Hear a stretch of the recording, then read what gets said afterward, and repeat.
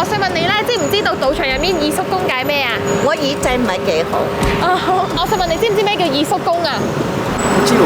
賭場術語大挑戰，答啱即刻找數，睇下你又識幾多？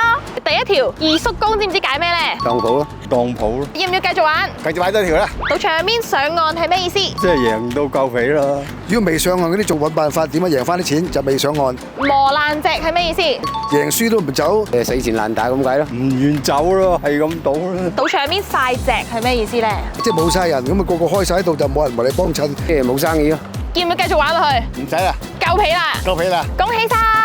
索咗知唔知解咩？贏咗啦，咪即係贏咗啦。哇！玩啦唔玩？唔玩啦！100蚊啦依家！電視機知唔知解咩？關於啤牌嘅。電視機哦，積女傾。咪即係公仔啦。知唔知道賭場入面大眼雞係咩意思？大眼雞啊，我唔知咩意思啦咁就。閉路電視。打樓係咩意思？俾茶錢咯。太犀利啦！上太空係咩意思啊？廁所。咁我哋最後一題啦，如果玩埋呢題咧，我哋就可以即刻攞到200蚊獎金啊！啡同奶茶係咩意思？講唔出口啲。關於啲員工嘅，俾啲提示你。唔知。啡係代表荷官發牌咧做得好快，咁而奶茶咧就代表荷官做得好慢嘅意思啊！太可惜啦，玩到最後一題。係咪以前喺賭場返過工啊？唔係，我係彈到鬼。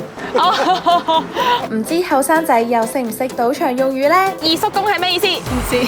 磨爛隻係咩意思？唔知。大眼雞唔知，上太空更加唔知，啡都唔知，奶茶飲嗰啲人奶茶。